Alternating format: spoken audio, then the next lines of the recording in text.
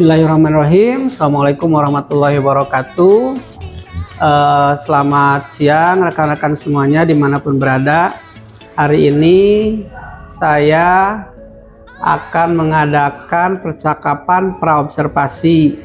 Perkenalkan, nama saya Asep Hidayat. Saya adalah calon guru penggerak angkatan 10 yang berasal dari Kabupaten Garut.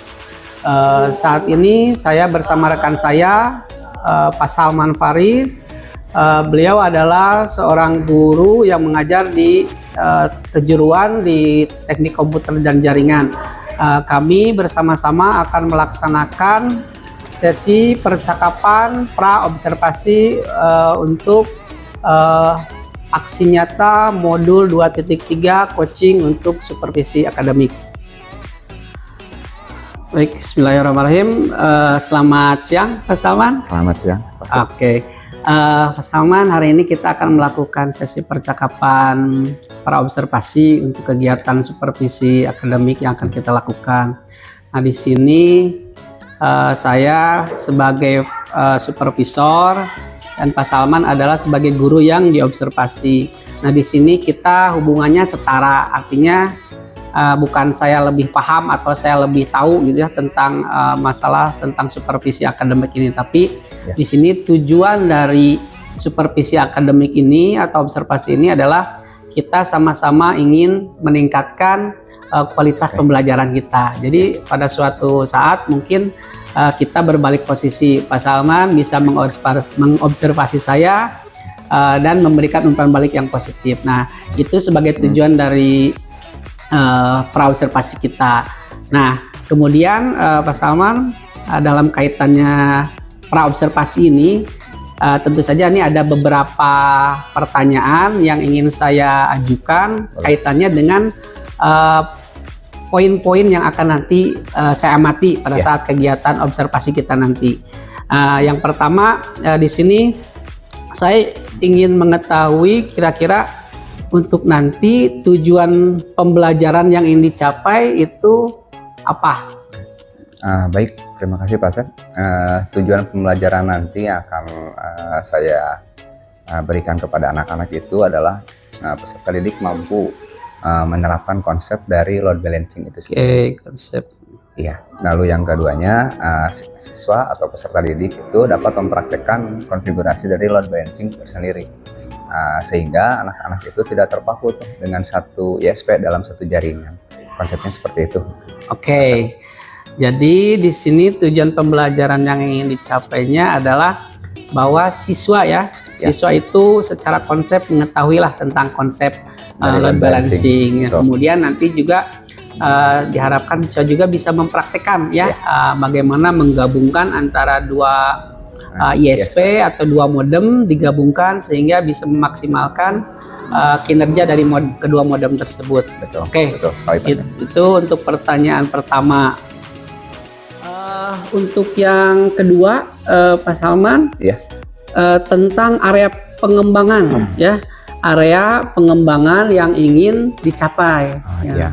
Area pengembangan yang ingin dicapai dalam pembelajaran load balancing itu ada dua, Pak Sep. Dari segi pengetahuan, yaitu anak-anak mampu mengetahui konsep mengenai load balancing, serta dapat menerapkan konsepnya kepada kehidupan sehari-hari. Yang kedua dari segi keterampilannya, Pak Sep. Jadi dari segi keterampilannya anak-anak itu dapat melakukan konfigurasi serta melakukan perbaikan permasalahan dari pengaturan load balancing itu sendiri. Oke, jadi area pengembangan yang ingin dicapai adalah pengetahuan dan keterampilan ya. Betul. Pengetahuannya tentang pendalaman ke konsep tentang load balancing itu sendiri.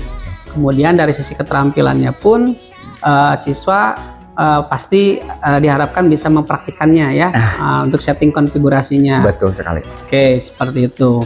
Baik. Untuk selanjutnya, Pak Salman, yang ingin saya tanyakan adalah tentang model pembelajaran yang digunakan. Kira-kira apa tuh? Model pembelajarannya rencananya saya akan memakai model pembelajaran project based learning. Oke, project based learning ya. Ini adalah model pembelajaran yang disarankan di kurikulum Merdeka ya. Betul. Pak Salman, tentu saja Pak Salman juga sudah menyiapkan sintak-sintaknya ya, betul. sudah disiapkan. Betul. Oke, untuk yang selanjutnya Pak Salman tentang strategi yang digunakan ini seperti apa nantinya? Strategi yang digunakan itu saya akan menerapkan strategi diskusi berkelompok. Oke, diskusi berkelompok. Iya, nanti disesuaikan itu yang saya sudah tentukan berdasarkan gaya atau minat belajar siswa gitu, penentuan kelompoknya. Nah, itu sudah diintegrasikan dengan pendidikan sosial emosional, Pak. Pembelajaran sosial emosional. Betul. Dan juga ya. Budaya positif. Budaya positif. Tentu saja, ya. Oke, jadi untuk strategi pembelajarannya di sini Pak Salman akan menerapkan mungkin pembelajaran berdiferensiasi ya, yang diintegrasikan dengan pendidikan PSE ya, pembelajaran sosial emosional, kemudian budaya positif. Oke. Lebih dalam sedikit Pak Salman tentang pembelajaran diferensiasinya di sini menitik beratkan ke diferensiasi apa? Saya membagi 3 gitu di sana ya, tentang gaya belajar anak itu. Ada yang secara kontekstual, ada yang secara praktik gitu ya, lalu ada juga yang kinestetik ya, itu ya. Betul, ada juga yang komunikatif gitu. Oke, untuk diferensiasinya kira-kira diferensiasi di konten salah satunya itu tentang media belajarnya. Saya menyediakan media belajar yang secara kontekstual dari buku itu dan juga sumber bacaan dari internet juga. Lalu ada juga sumber diferensiasi prosesnya. Prosesnya itu ada yang dari pembagian kelompoknya. Tadi ditentukan berdasarkan gaya belajar anak. Lalu yang keduanya adalah permasalahan yang terjadi itu disesuaikan dengan tingkat kemampuan anak. Baik. Untuk selanjutnya nih Mas Salman, tentu saja target akhir dari sebuah pembelajaran adalah penilaian ya atau asesmen.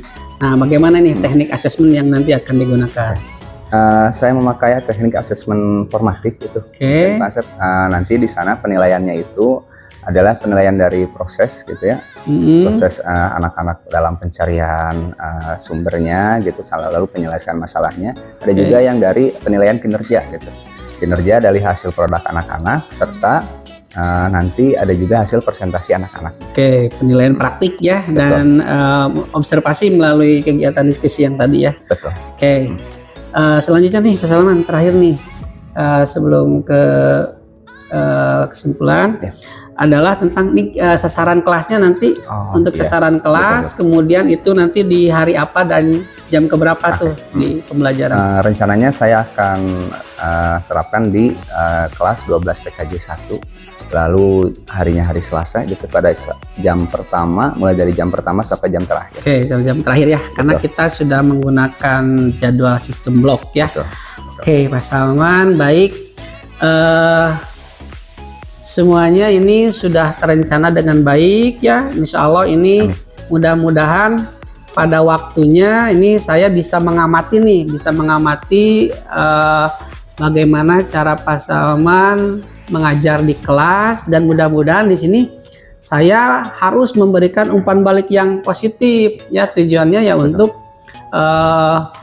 meningkatkan kualitas pembelajaran kita seperti itu. Baik, Pak Salman, terima kasih atas waktunya. Sama-sama. Mudah-mudahan dari sesi praobservasi ini nanti Pak Salman bisa lebih siap pada saat kita melaksanakan observasi di kelas. Itu saja Pak Salman. Ya, terima kasih atas waktunya. Sama-sama Pak. Demikian percakapan saya dengan Pak Salman pada sesi praobservasi ini. Mudah-mudahan pada saat pelaksanaannya nanti pada saat observasi bisa berjalan dengan lancar. Sekali lagi saya ucapkan terima kasih pada Pak Salman di sini atas waktunya, atas bincang-bincangnya. Semoga nanti ini bisa menjadi terlaksana dengan baik karena kita memang merencanakannya dengan sangat baik. Terima kasih. Assalamualaikum warahmatullahi wabarakatuh.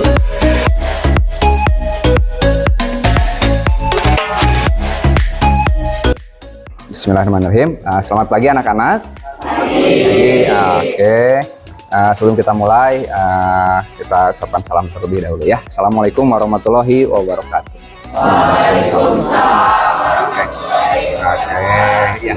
Bagaimana kondisinya hari ini anak-anak? Baik, alhamdulillah ya. Siap belajar kita hari ini ya.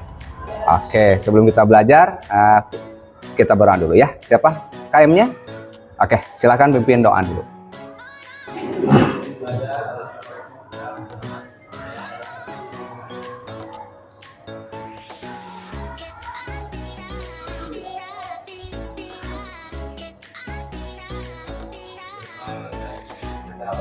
Assalamualaikum warahmatullahi wabarakatuh. Waalaikumsalam warahmatullahi wabarakatuh. Aduh, alhamdulillah ya. Setelah berdoa, apakah hari ini ada yang tidak masuk? Sekretarisnya? Ya, silakan. Chelsea, ada yang tidak masuk? Naila sakit. Biasa sama Julia. Berarti 3 orang ya? Oke, silahkan duduk kembali. Sudah siap ini anak-anak?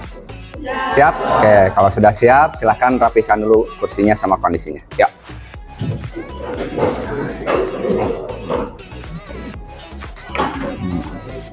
Oke. Nah, sudah ya? Oke. Masih ingat tidak pembelajaran yang minggu kemarin atau pelajaran sebelumnya? Masih. Oke, tentang apa? Betul. Tentang apa itu manajemen bandwidth? Pengaturan bandwidth, betul. Nah, sekarang untuk materi selanjutnya ini tentang load balancing. Load balancing itu penting digunakan apabila kita mempunyai 2 ISP atau lebih. Biasanya kan satu jaringan itu 1 ISP ya, atau 1 provider. Nah, apabila 2 atau lebih dari provider itu ISP, maka kita harus menggunakan load balancing. Jadi tujuan pembelajaran kita hari ini itu adalah mengetahui dan menerapkan konsep dari load balancing. Nah, untuk lebih jauhnya lagi, mari kita simak video berikut ini. Nah, ini tentang load balancing ya.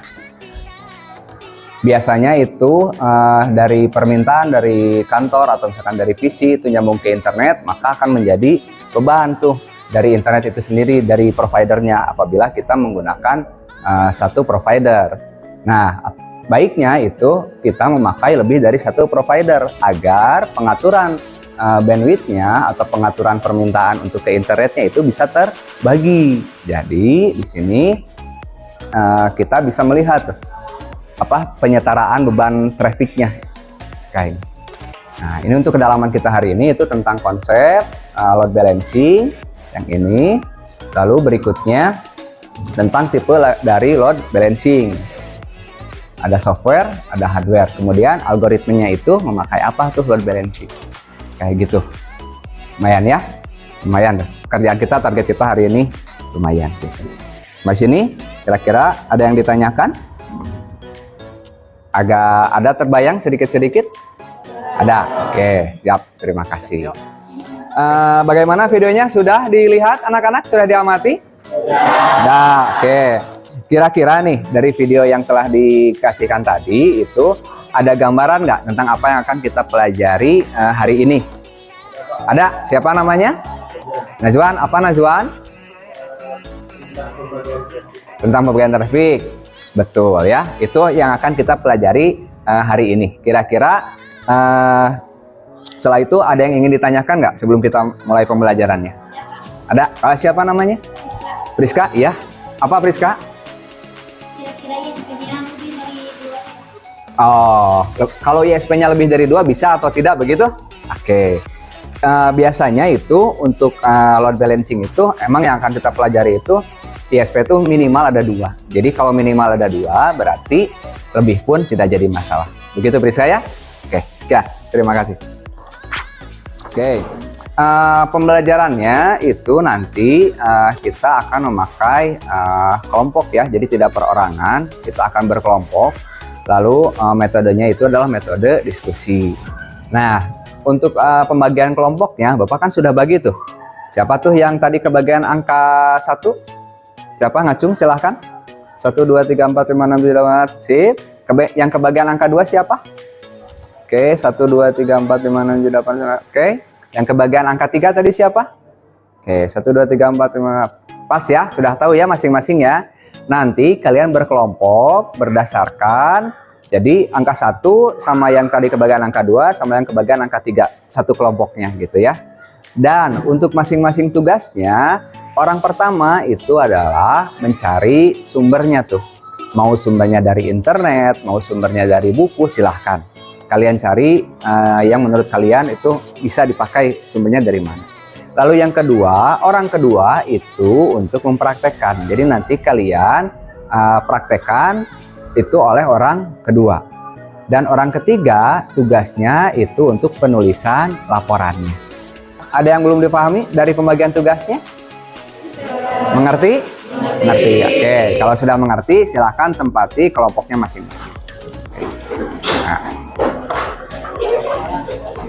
Oke, baik. Sudah di kelompoknya masing-masing ini? Sudah. Oke. Nah, kalau sudah, nih sebelum kita maju mempelajarinya, Bapak terangkan dulu nih tahapan-tahapannya ya.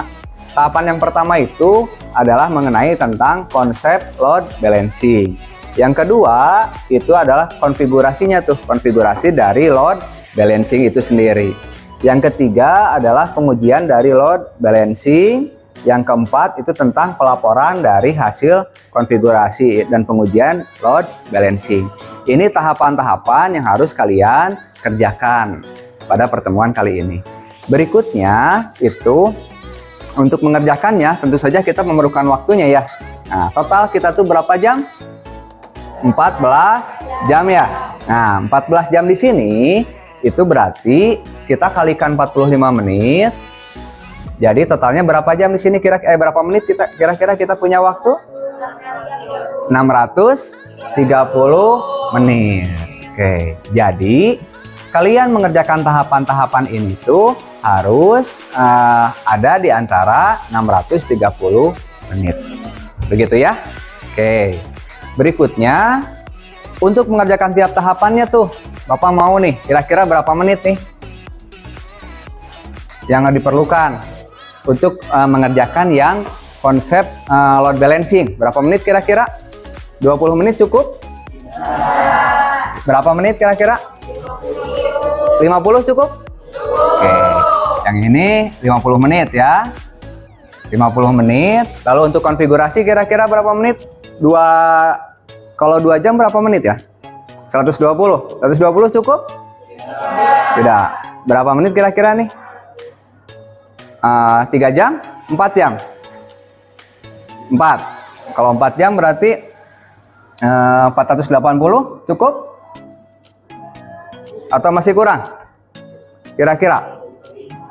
Lebih dari ini. Berapa kira-kira? 400 menit. Oke, kita cek dulu ya, 400 menit. Lalu untuk tahap pengujiannya, kira-kira berapa menit? 100 cukup? Cukup. 100 menit. Lalu berikutnya untuk tahap pelaporannya berapa menit kira-kira? 80. Sisanya berarti sekitar 80 menit ya? 80 menit. Nah, kira-kira ini segini? Pas semuanya 630 menit? Pas. Oke, ini sepakat nih? Sepakat? Oke, sepakat ya? Oke, sip. Terima kasih.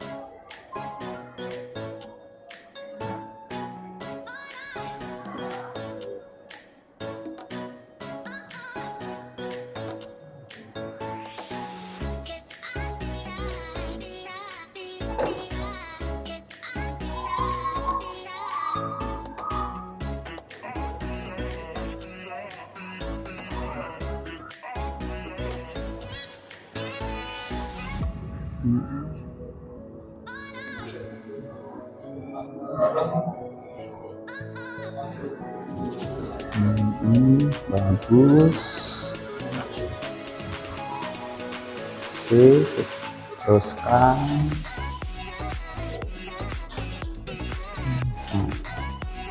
Checking.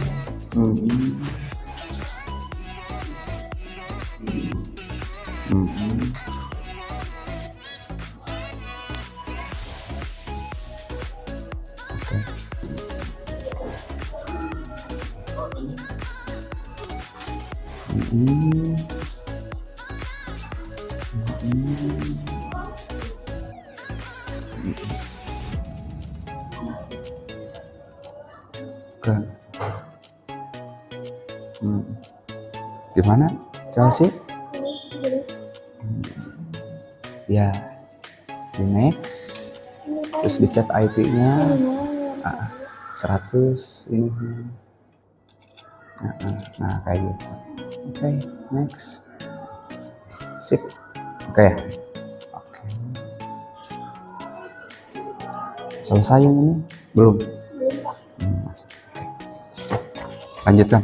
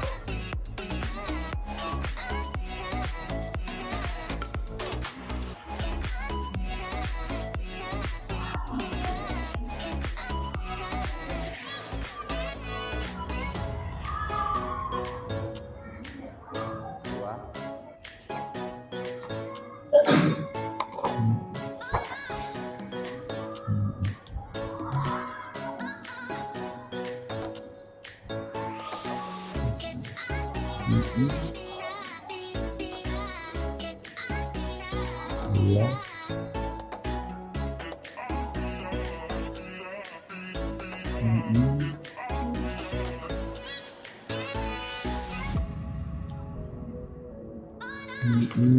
Betul.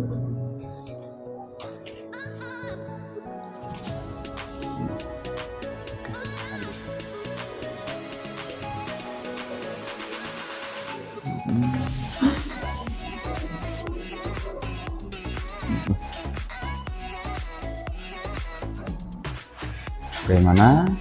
Sudah? Masih? Oke.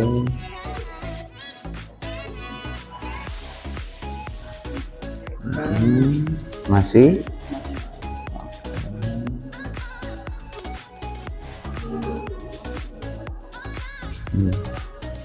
Sip, lanjutkan. Bagaimana? Sudah selesai pengerjaan proyeknya? Sudah. Semuanya sudah selesai? Sudah. Alhamdulillah. Oke ya. Berikutnya Bapak mau kalian presentasi itu per kelompok ya. Oke, silakan. Siapa yang mau duluan kira-kira? Ada? Oke, baik. Dari kelompok berapa? Kelompok 3. Oke, sok. Silahkan maju ke depan sama anggota-anggotanya. Silahkan.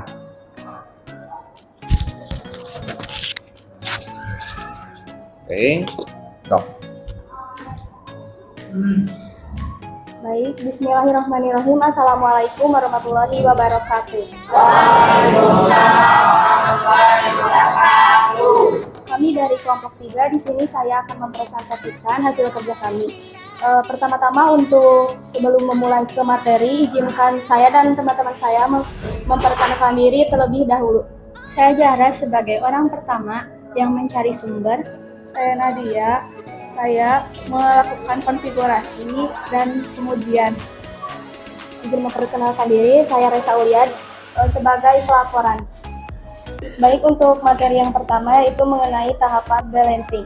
Terdiri dari topologi, konfigurasi, pengujian, serta pelaporan. Ingat, load balancing menggunakan 2 ISP lebih dalam satu jaringan. Topologi load balancing. Yang lebih rincinya itu seperti ini ya teman-teman, dari ISP 1 dan ISP yang sebelah tadi. Detail ISP yaitu ISP 1 512 kbps, ISP 2 256 kbps. Tahapan yaitu konfigurasi IP address, konfigurasi IP root, konfigurasi IP DNS, konfigurasi IP firewall and NAT, konfigurasi WLAN, konfigurasi DHCP server interface WLAN. Mengenai tahapan pengujian, yaitu pengujian IP address client dengan menggunakan perintah ipconfig pada command from. Pengujian koneksi ISP1 dan ISP2 dengan menggunakan perintah ping pada command from. Pengujian koneksi internet dengan membuka halaman web Google dan browser. Sumber yaitu buku mapel AIJ kelas 12, jurnal simulasi load balancing karya M. Faizin Adani 2014, dan dari www.citraweb.com. Oke, presentasinya sudah ya. Barusan dari kelompok 3, ada yang ingin ditanyakan nggak kira-kira nih? Oke, siap. Siapa? Raisa? Nah, iya. Berdiri Raisa, berdiri. Oke, pertanyaannya apa Raisa? Kalau misalnya ISP yang ketiga ditambahkan. Oke. Jadi ada dari Raisa, kan duduk lagi Raisa. Ada yang bertanya, bagaimana kalau ISP yang ketiga ditambahkan? Pengaturannya mungkin ya. Pengaturan yang ditambahkan sebelah mana katanya? Ya. Oke, silahkan dijawab. Baik, untuk jawaban dari pertanyaan Raisa, yaitu yang menambahkan dari yang 3 itu. Yang pertama kita menambahkan DHCP server, lalu ke tahap pengkonfigurasian pengaturan load balancing. Baik, presentasi dari kelompok kami. Terima kasih. Mohon maaf bila ada kesalahan dalam perkataan. Wassalamualaikum warahmatullahi wabarakatuh. Waalaikumsalam warahmatullahi wabarakatuh. Oke. Semua kelompok sudah presentasi. Jadi apa yang bisa kita simpulkan dari pembelajaran hari ini itu apa? Load balancing bisa digunakan untuk pembagian traffic. Oke. Nah, jadi secara lengkapnya itu konsep dari load balancing itu untuk menyeimbangkan beban ya, atau mendistribusikan beban pada 2 atau lebih koneksi jaringan agar berjalan secara optimal kayak gitu ya. Oke. Kalau sudah, silahkan kumpulkan lagi LKPD-nya. Yuk.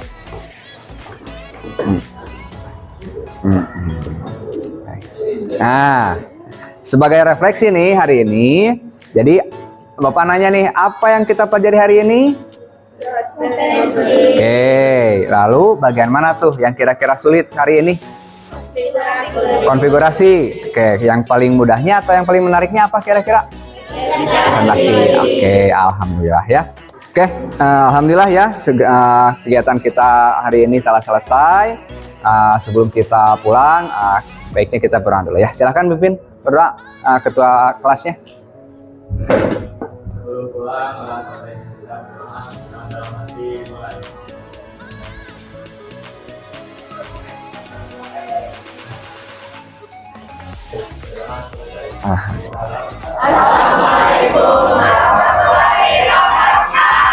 Waalaikumsalam warahmatullahi wabarakatuh. Oke, terima kasih atas semuanya ya.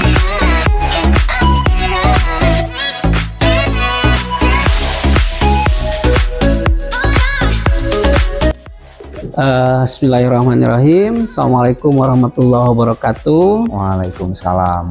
Rekan-rekan guru semuanya dimanapun berada, kali ini kita berjumpa lagi untuk sesi percakapan pasca observasi bersama saya Asep Hidayat. Saya adalah CGP angkatan ke-10 dari Kabupaten Garut.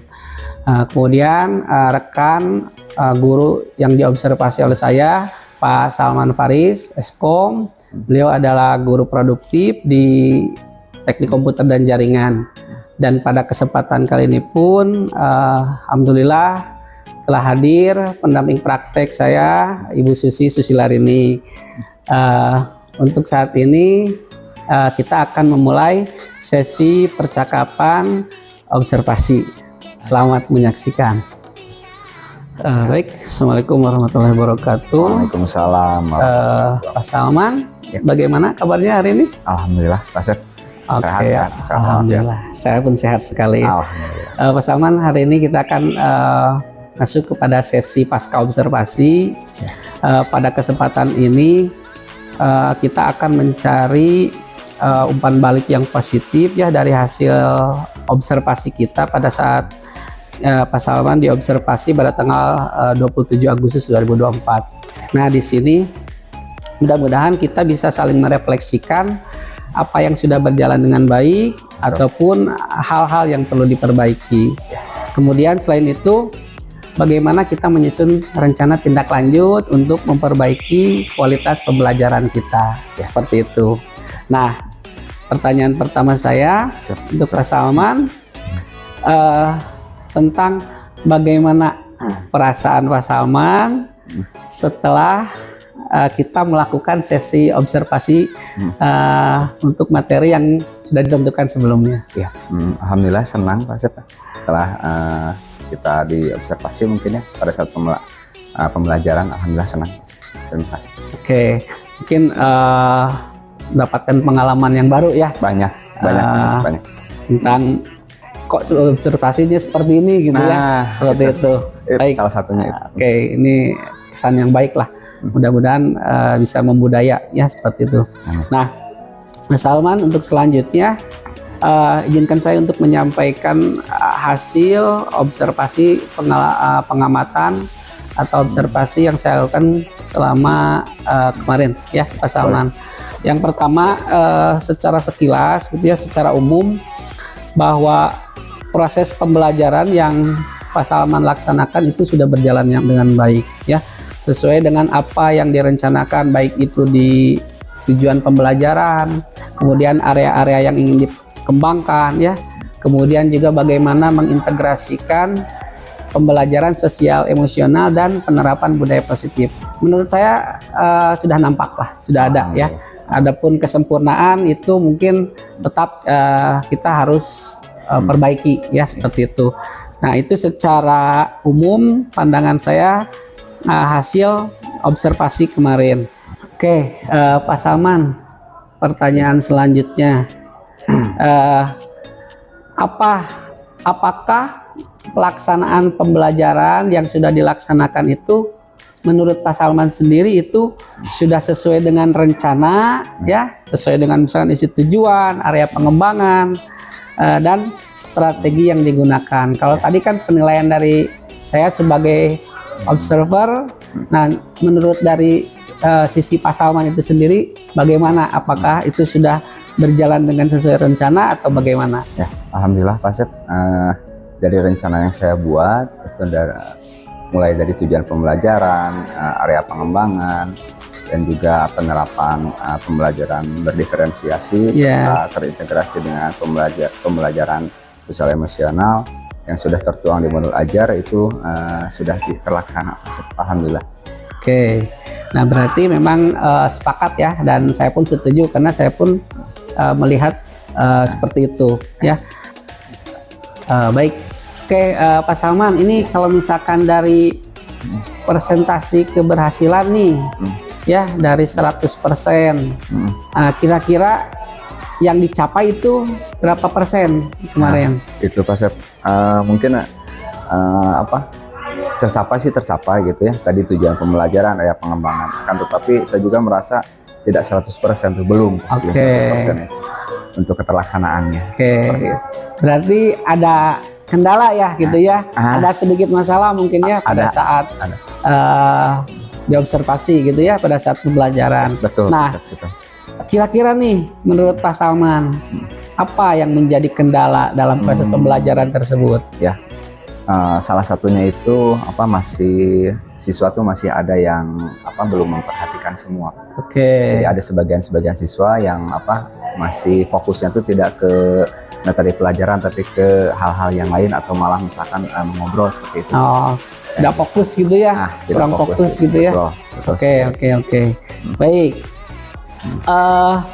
Kira-kira nih Pak Salman, menurut Pak Salman, bagaimana strategi ataupun solusi yang baik yang akan dilakukan untuk mengatasi kendala tersebut? Ya, awalnya sih itu tidak fokus ya mungkin anak-anak, sehingga pada saat proses pembelajaran sampai ke tahap akhirnya itu ada beberapa pengetahuan dan segi keterampilannya itu ada yang berkurang gitu ya, karena dimulai dari tidak fokusnya anak-anak itu.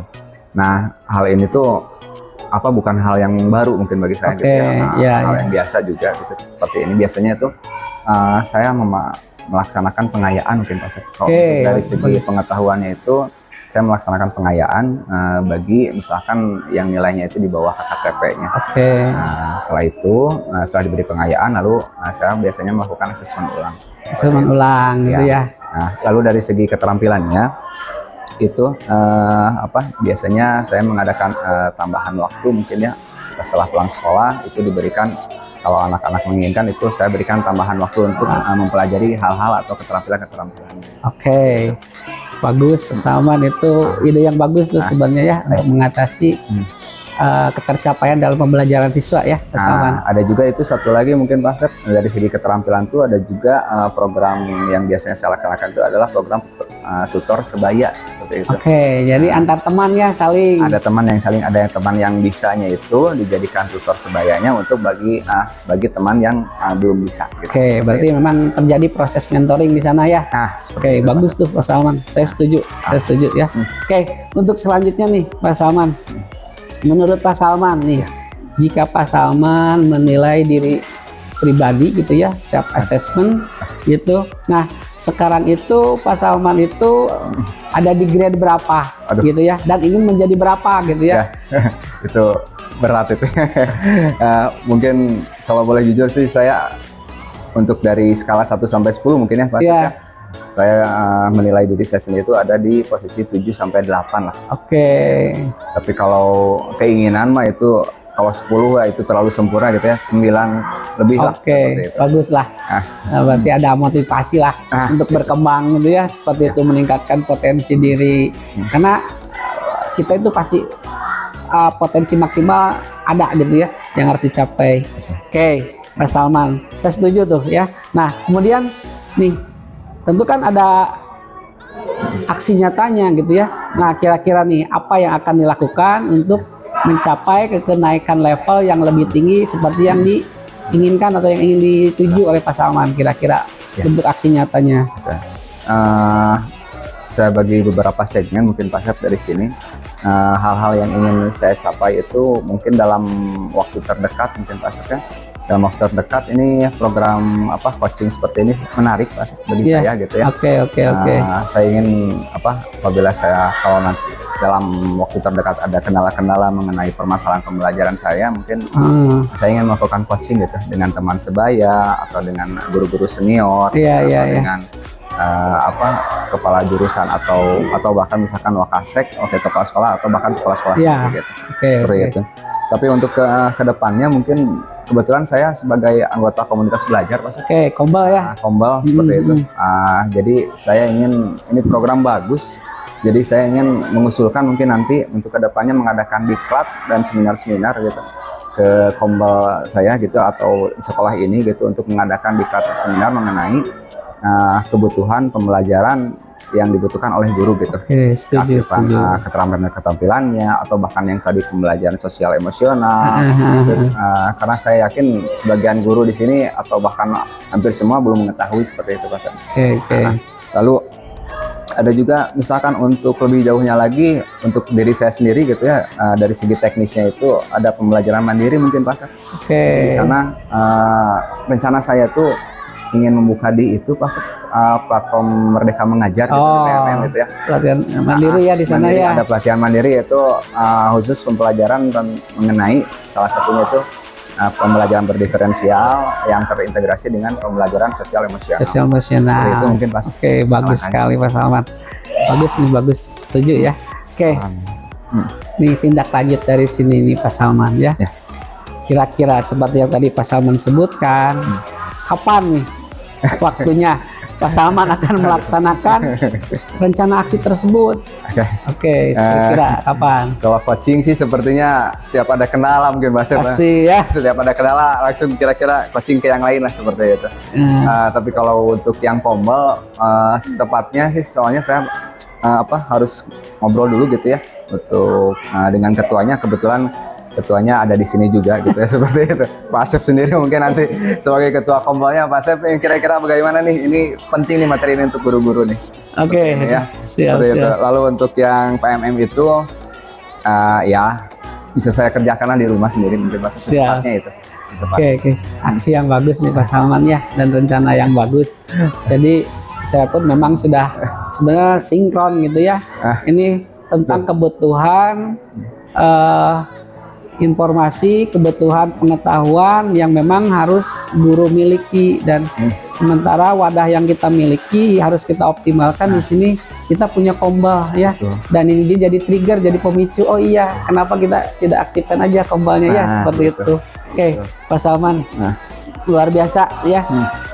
Nah, kira-kira nih Pak Salman, untuk memastikan agar misalkan rencana yang tadi disampaikan ini berhasil, kan kita tuh pasti perlu dukungan ya. Betul sekali. Perlu dukungan. Nah, kira-kira dukungan yang seperti apa, dari siapa, agar Pak Salman bisa melakukan hal tersebut? Waduh, banyak pihak mungkin Pak Sep dari sini ya. Kalau untuk dukungan saya memerlukan banyak pihak nih seperti ini. Salah satunya itu dukungan dari segi manajemen, dari tim manajemen sekolah sendiri itu ya. Dukungan dari kebijakan sekolah gitu salah satunya. Betul. Untuk kebutuhan peningkatan kompetensi guru gitu. Dalam rangka untuk peningkatan kualitas pembelajaran. Lalu ada juga dukungan dari Sarplas sendiri mungkin Pak Sep, sarana ya. Biasanya kan membutuhkan bahan, peralatan, itu yang dibutuhkan salah satunya. Iya betul. Ada juga mungkin dari kurikulum juga sama, masih perlu dukungan juga nih. Salah satunya ya untuk memfasilitasi dan juga untuk menjembatani gitu ya antara kebutuhan guru gitu dengan ini pembelajaran yang seperti ini gitu. Seperti itu mungkin Mas. Oke. Bagus Pak Salman ya. Jadi saling mengingatkan ya Pak Salman, luar biasa. Berbagai pihak. Ini diskusi yang menarik menurut saya ya. Betul. Sejauh yang saya amati, mulai dari tahapan pra-observasi waktu itu, kemudian saya mengobservasi Pak Salman, kemudian sekarang hari ini kita pun merefleksi dengan melakukan kegiatan pasca observasi. Nah, saya rasa sudah dilaksanakan dan apa yang sudah direncanakannya. Saya melihat di sini memang Pak Salman sebagai guru ini sudah bagus gitu ya, sudah sangat luar biasa. Kompetensi pedagogik, profesional maupun sosialnya itu sudah bagus, dan itu bisa memang walaupun hanya sekilas sekian menit gitu ya pada saat observasi gitu ya. Dan di keseharian kita bergaul pun saya sudah bisa melihat. Nah, terakhir nih Pak Salman nih, sebagai penutup dari kegiatan ini, kira-kira nih apa yang bisa disimpulkan dari percakapan kita gitu ya, mungkin dari observasi sampai sekarang, apa nih yang bisa disimpulkan dari Pak Salman? Mungkin kesimpulan dari saya itu, program ini menarik Pak Sep ya. Biasanya itu kan observasi itu dilaksanakan, tanggal berapa ditentukan, lalu dilaksanakan observasinya, beres saja setelah itu. Tapi kalau untuk yang sekarang itu ternyata program baru mungkin Mas ya, ini menarik sekali. Ada pra observasinya gitu ya, dimana hal positif yang saya dapat tuh saya jadi lebih siap gitu Pak untuk melaksanakan observasinya sendiri. Adapun untuk yang akan menjadi yang akan mengobservasi saya, mungkin hal positifnya jadi beliau tahu gitu ya apa yang akan nanti diamatinya gitu. Apalagi modul yang akan nanti diamatinya gitu, seperti itu. Adapun untuk paskanya sendiri nih aneh nih, tapi menarik juga ya, bagus ini. Jadi setelah diobservasi itu dikemukakan gitu ya, apa yang menjadi kendala saya, apa yang jadi permasalahan, lalu sampai ke solusi yang untuk mengatasi permasalahan tersebut saya sangat respect sekali, Bu. Oh, Terima ya. kasih. Bagus sekali Mas Salman. Jadi memang ya seperti itulah yang namanya coaching ya, dengan alur Tirta, sehingga mungkin saya nggak perlu memberikan solusi apa-apa ke Pak Salman karena Pak Salman sendiri pun sudah tahu jawabannya seperti itu ya. Tinggal aksinya saja ya, aksi nyata, tinggal tindak lanjutnya seperti itu. Mungkin kita cukupkan sesi pasca observasi ini. Siap. Saya aturkan terima kasih ke Pak Salman, Sama-sama, Pak Asep. Terima kasih juga. Bunda Susi sebagai pengajar praktik saya. Terima kasih juga. Ya, sangat berkesan sekali lah. Ini luar biasa sekali. Ya, mudah-mudahan ini bisa meningkatkan kualitas pendidikan ataupun kualitas pembelajaran ya di sekolah kita masing-masing. Amin. Baik, rekan-rekan guru semuanya dimanapun berada, demikian sesi percakapan pasca observasi yang telah kami laksanakan. Semoga ada hal-hal yang bisa dipetik, bisa diambil sebagai pelajaran dan menginspirasi kita semuanya. Sekali lagi saya ucapkan terima kasih untuk tim-tim yang terlibat di sini ya. Akhirul kalam, wassalamualaikum warahmatullahi wabarakatuh. Waalaikumsalam.